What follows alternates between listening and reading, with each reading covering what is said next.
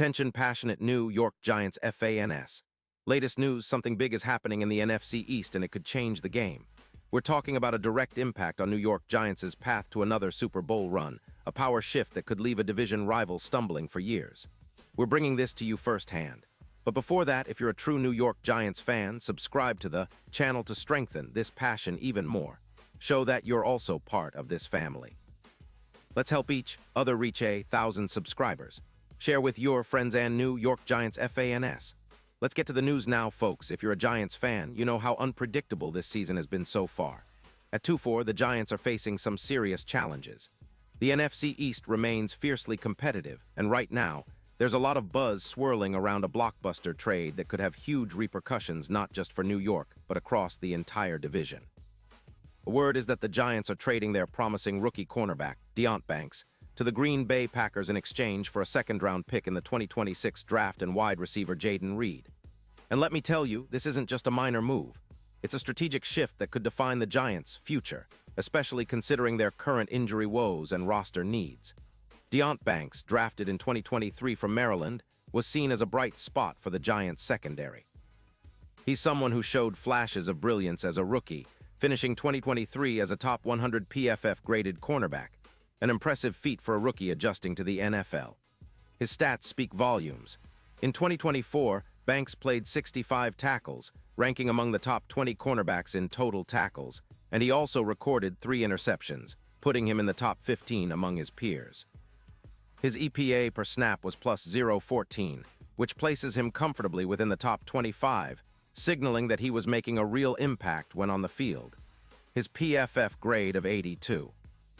3, along with a coverage rating of 73. 2, ranked him in the top 15 among all CBs. Not only that, but his ability to limit yards after catch, just 2.8 yards per reception, makes him a formidable presence in coverage, and his 49% completion allowed is also in the top 18. These are solid numbers for a rookie, and it's no surprise that Banks was considered a rising star in the Giants' secondary. However, his 2025 season was hampered by a knee injury, which limited his playing time. Despite that, he still managed 18 solo tackles, 1 interception, and 3 pass deflections. His ball hawk rate of 14% shows that he's aggressive and confident when hunting for turnovers. Remember the game against the Browns in Week 3. Banks made a crucial interception, had 5 tackles, and posted a plus 0.15 EPA per play, proving he can make game-changing plays even when not at 100%.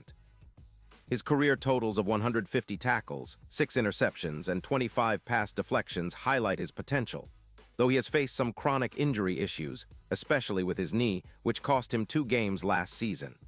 Still, the Giants saw enough in him to give him a first-round grade, and he was often compared to peak Jair Alexander, especially in terms of man coverage. Alexander, as many of you know, was a top 10 cornerback in 2020, someone who could lock down receivers and allow defenses to thrive.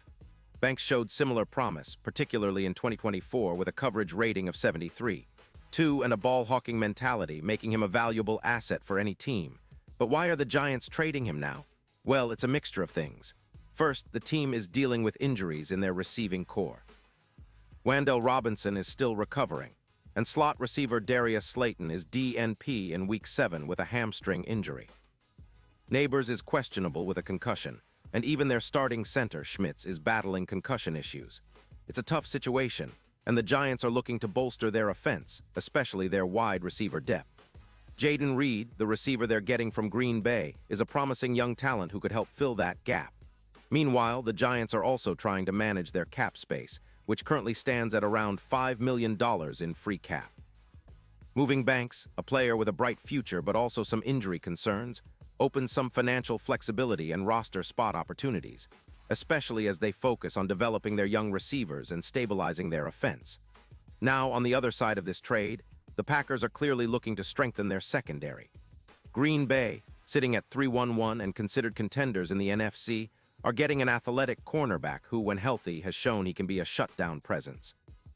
Banks is projected to boost the Packers' secondary significantly, with some analysts estimating he could contribute to around 8 more interceptions over the season, which would be a huge boost for their ball-hawking ability. His addition is expected to help reduce the yards allowed per pass from around 190 yards which ranks them around 10th in the league, down to closer to 160 yards per game. That's a substantial improvement. His presence is also expected to increase coverage efficiency by about 18%, which means fewer completions and less space for the opposing offense to operate. Comparing Banks to Jair Alexander, who is at his peak in Green Bay, the potential is there for Banks to develop into a top-tier cornerback, much like Alexander's prime years. This move also has big implications for the Packers' defense overall. With guys like Rashan Gary, who had 6 sacks last season, the Packers are building a formidable pass rush. If Banks can elevate their secondary, Green Bay could realistically be looking at a top-3 pass defense in the league. That would be a game-changer, especially with quarterback Jordan Love continuing to develop and lead the offense. Love has been improving week by week, and having a secondary that can hold up and create turnovers would give him even more opportunities to succeed. The Packers' secondary, which was rated around 84. 3 in PFF last season, could see that number climb over 90 with Banks' addition. This is a team that is clearly all in on contending, and this trade fits perfectly within their blueprint to be serious NFC contenders. Now, for the Giants, this trade signals a different approach. Despite their current record, they are essentially tanking or at least retooling for the future. With odds for the Super Bowl dropping from plus 3,000 to plus 1,500, it's clear that the Giants are not gearing up for a deep playoff run this year.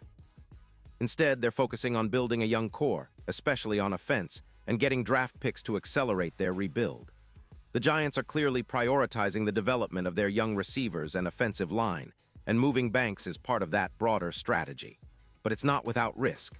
The secondary, which was already under some strain, loses a talented young cornerback who, despite injury issues, has shown he can be a difference maker. This could lead to a slight drop in their defensive EPA per pass, similar to what the Jets experienced last year after trading away Gardner, a rebuild that's uncertain and fraught with challenges. Meanwhile, the Packers stand to benefit immensely from this move. Banks' addition is projected to elevate their defense significantly, potentially adding around 8 interceptions over the course of the season and reducing the passing yards allowed. His presence is also expected to increase their deflection rates by about 16%, making it harder for quarterbacks to complete passes. His ability to shadow deep threats like Jefferson, especially in playoff moments, could be crucial. The Packers are now eyeing a top-tier pass defense, which, combined with their pass rush and Jordan Love's growth, could propel them deep into the postseason. Their odds for winning the Super Bowl have already dropped from plus 3,000 to plus 1,500, and NFC favorites are now at plus 200, reflecting the confidence in their potential. So, what does this all mean for the Giants moving forward? Well, it's a clear indication that they're prioritizing the future over immediate success. They're betting on their young talent, developing their offense, and gathering draft capital.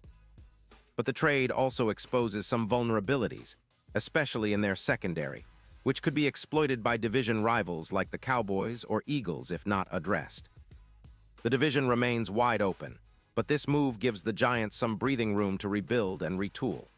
As for the Packers, this trade is a signal that they're all in on contending now, stacking their secondary with a player who could be a difference maker in big games. The boost to their defense could be the missing piece that elevates them from good to great, potentially making them NFC favorites and a real threat to reach the Super Bowl. It's fascinating to watch how one trade can shift the landscape so dramatically. The Giants, by trading Banks, are essentially saying, "We're building for the long run," while the Packers are saying, "We're going all in now." Both strategies have their risks and rewards, but one thing is for sure, NFL fans, especially those of the Giants, should keep a close eye on how this unfolds over the coming weeks and months. The NFC East is getting more interesting by the day, and with the playoffs approaching, every move counts. Pause here just for a second. If you want the YOUTUBE algorithm to keep recommending the latest New York Giants news to you, it's super important that you leave a like on this video. Go ahead, it's quick and it makes a big difference. Thank you. Now let us continue with the big reveal. So wrapping it all up, this trade might be the turning point for both teams. The Packers are positioning themselves as serious contenders with a revamped secondary that could be the backbone of a top defense, while the Giants are taking a different route, focusing on rebuilding and future assets. Fans of the Giants, I know this move might sting a little, especially seeing a promising young player like Banks go, but remember, football is a game of strategy. and sometimes sacrifices are necessary for the long-term success. The upcoming weeks will be critical. Can the Giants develop their young receivers and stabilize their defense without Banks? Will Green Bay's new addition push them over the edge in the NFC? These are the questions we'll be watching closely. And now, New York Giants fans, I want to hear from you. What's your take on this? Drop your thoughts in the comments below. Your opinion matters so much to us and to the Giants organization. Do you think this move helps the Giants in the long run? Are you optimistic about Green Bay's chances now that Banks is in the mix? I'm eager to see your perspectives. And don't forget, I'll be back soon with more updates, analysis, and inside info, so stay tuned for the latest New York Giants news. Thanks for being with me today, and as always, keep the passion alive. We're in this together, and the best is yet to come.